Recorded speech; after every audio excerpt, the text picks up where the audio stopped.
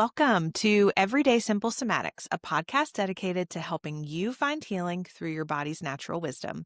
I'm Dr. Christine Baker, and I'll be your host. A handful of weeks ago, I wrote an email to my email list. I have a weekly email that goes out. It's called Regulate, Restore, Resource. And it's just like a 3-part email where I give you a regulation skill, I give you a favorite quote of mine, and then I give you a nervous system resource like a book or a essential oil or whatever, right? Anyway, I sent an email out a handful of weeks ago, and it was honestly the most responded to email that I've ever sent. And it was about how I was losing my mind in parenting. And I joke saying losing my mind, but really that previous couple of weeks, I'd gotten real outside my window of tolerance, right? And so I kind of shared a little bit about that. And then I worked on putting together some regulation tools, some encouragement through a quote, and then a little resource for people. But I think what people really related to in the email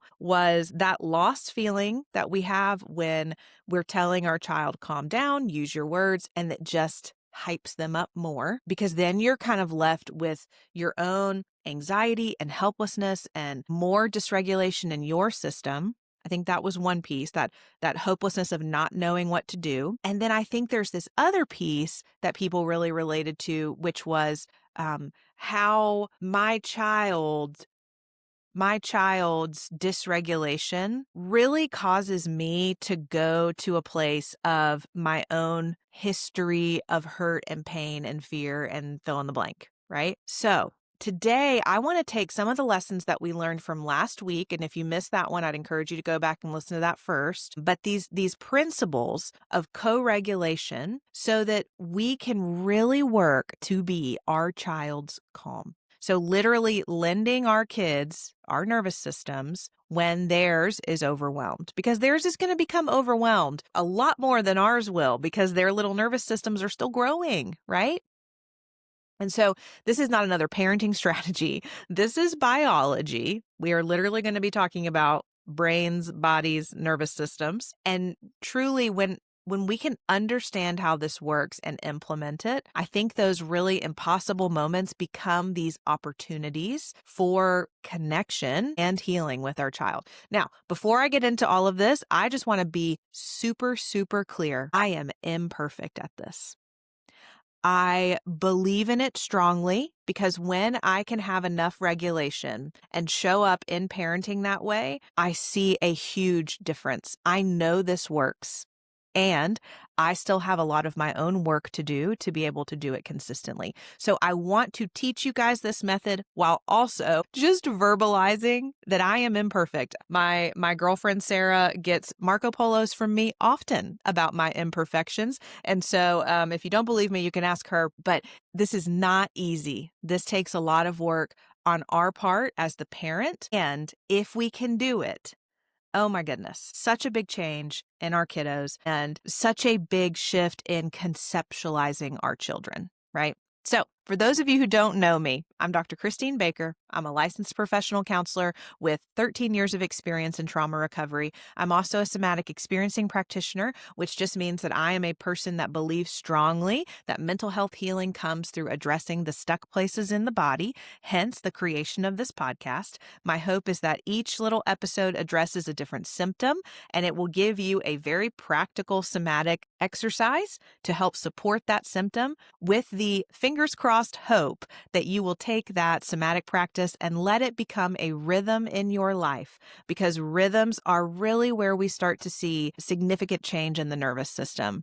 And so my hope is that these little short episodes with these little short practices will help you build rhythms of nervous system care into your daily life, so that caring for your nervous system is as natural as any other thing that you do every day. So if you are finding value in these practices or these topics, I would love to invite you to hit the like and subscribe button on whatever platform you are currently watching or listening. All of those little clicks really do help other people find these resources, and I so appreciate it. Okay, so just like we had a lot of scientists referred to in last week's episode, we are also going to have a lot of scientists referred to in this week's episode, because co-regulation is as I mentioned earlier, involving biology. And so there is so much research backing what I'm going to talk about today. Okay. So the first person we're going to talk about is Dr. Bruce Perry. And he teaches us that children's brains develop from the bottom up. So that regulatory, sensory, feeling part of the brain develops before the thinking, talking, reasoning, all that good prefrontal cortex stuff develops. And so, but what this means, this thing about how the brain develops, it means that when a child is dysregulated, they literally cannot access the parts of their brain that understand logic, consequences, or even language. And so, what I want to invite you to is a conceptualization of our children that says their behavior is simply a sign of their nervous system state.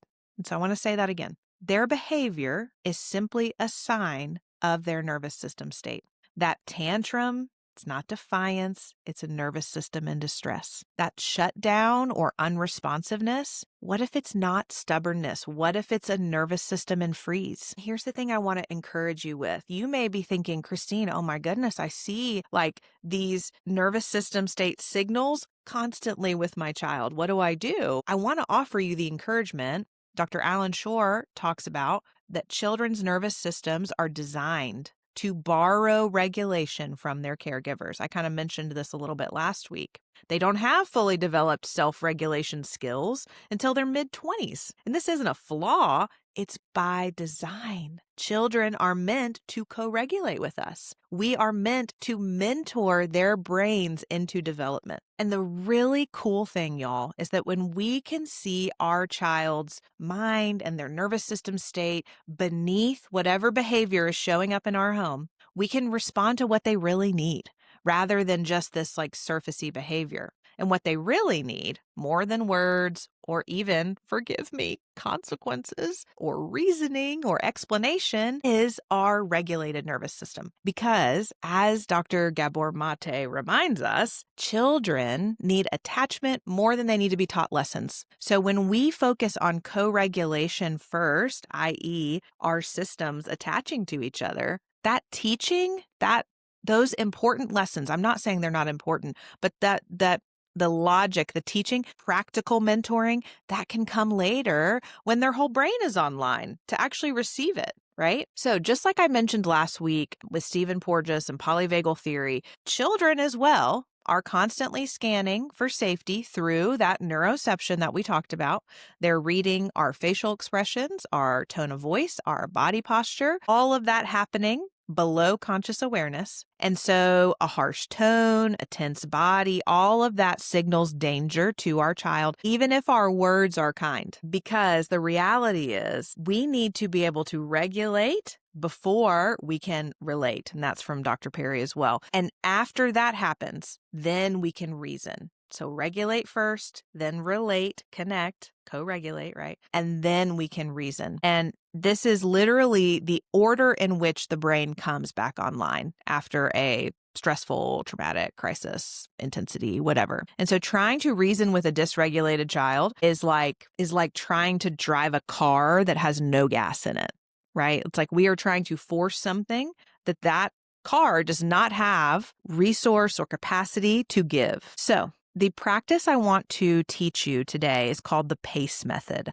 And so this stands for prepare, anchor, connect, and expand. And I honestly think that this can work with toddlers all the way through teenagers. And I'll kind of speak a little bit as we go to some of the age-specific variations. So P stands for prepare yourself. That's not surprising. So this would be kind of those 30 seconds before you engage your child. Make sure that you have your feet planted on the ground. You've got those deeper breaths with the longer exhales. You're softening your face specifically around your eyes. Like I want anyone who's watching on YouTube, I want you to just notice what you feel in your body when I do this.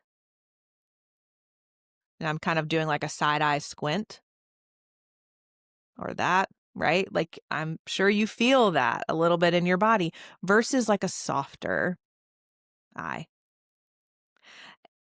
That your kids pick up on that in a second. And so I am always trying to check my eyes. Do I have soft eyes right now? I remember Dr. Karen Purvis, who works a lot in the adoption foster care world. She had this great quote where she would say, "You want your child to see their preciousness mirrored in your eyes." And I love that idea of like trying to help, all three of my kids, when I look at them, that when they look at my eyes, they know I see how precious they are. So really checking yourself first. And I give a bunch of examples of what to do that in last week's episode, so I'm not going to spend a ton of time there. So once we've done that, A stands for anchor your body. So we want to become the calm, right? So just like last week, start with positioning. So for younger kids, I think that this includes getting on eye level. So maybe you're crouching down, maybe you're sitting on the floor with them. I think if they're really dysregulated, you might stay about like an arm's length away initially, but keep your body like really open and soft, making sure, again, to have those soft, loving, non-threatening eyes. For older kids, maybe that like 8 to 12, you might actually sit beside them instead of facing them. So it may even be nice to like mirror their body position a little bit. So if they're kind of curled up, maybe you could even curl up a little, again, making sure that your hands are visible, relaxed. So you're kind of using that peripheral vision as being the present. So you're like available, but not invasive. And then for teenagers, you're going to give more space, right? So still in the same room, maybe engaging in a parallel activity, like maybe they're doing dishes, maybe you're putting dishes away or folding laundry or whatever. You want to keep your movements really slow, predictable. I also think that there's something to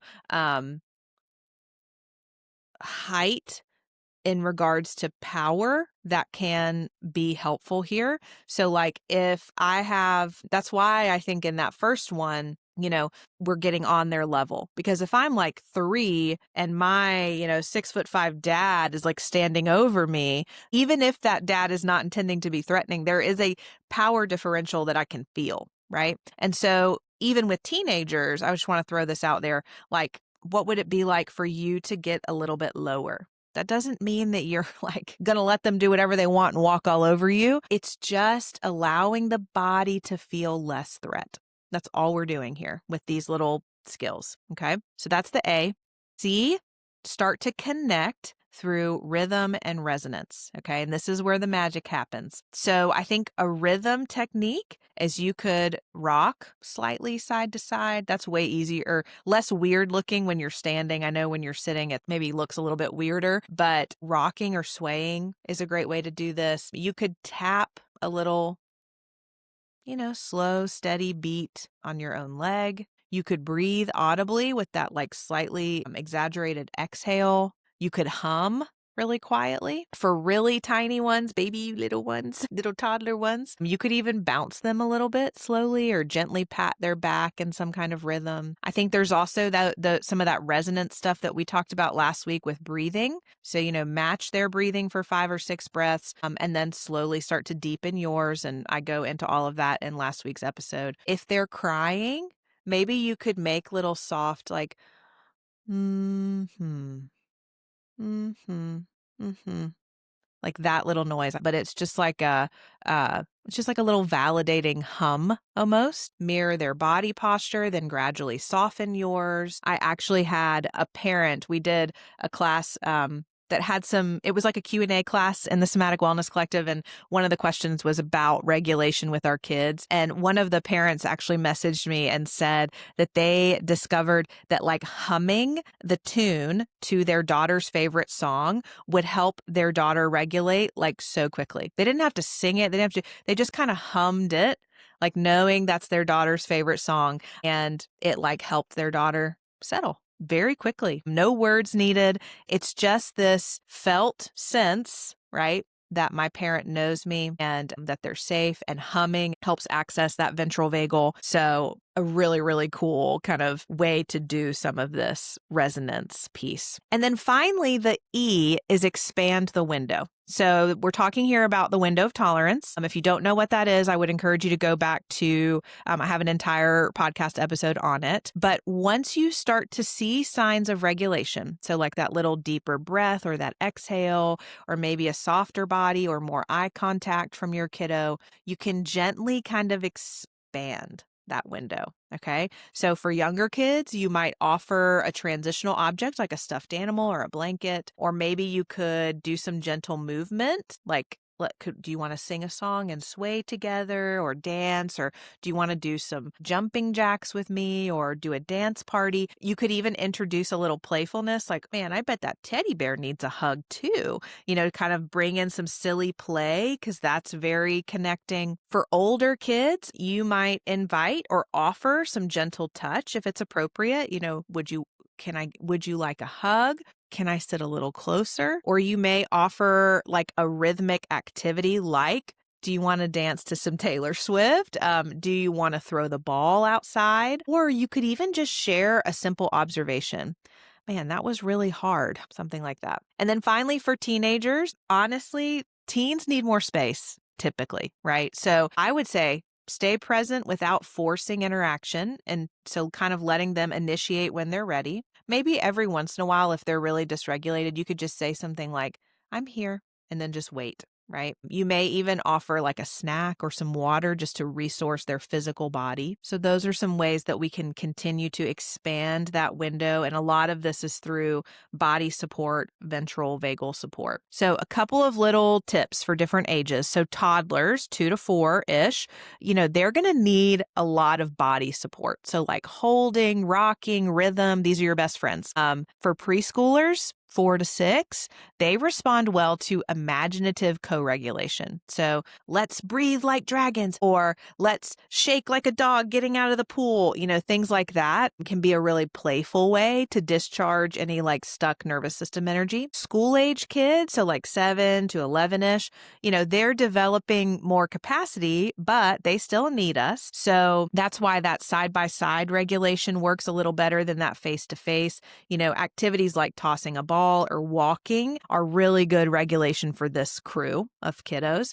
And then that tweens and teens age, so like 12 and up, we really want to respect their autonomy while staying available. So sometimes just being in the same room regulates them. We don't want to force eye contact or touch. We really want to let them lead, but we're just making sure that they know I'm here with you.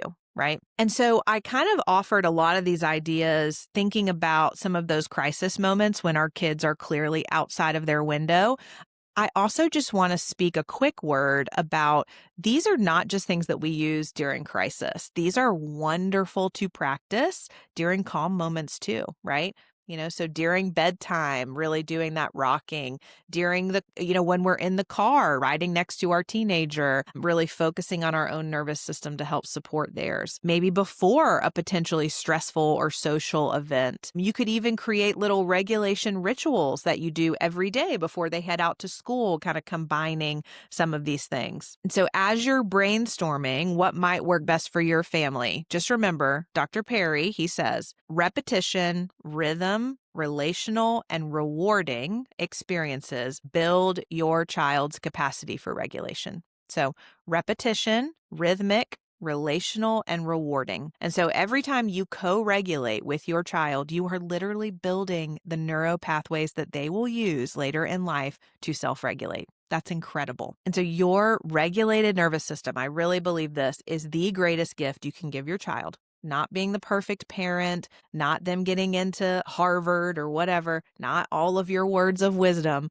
but your calm, regulated presence when they are falling apart. And finally, I just want to say this to any parents who are having particularly hard weeks, because I was there just like a week and a half ago. You are not failing when your child is dysregulated.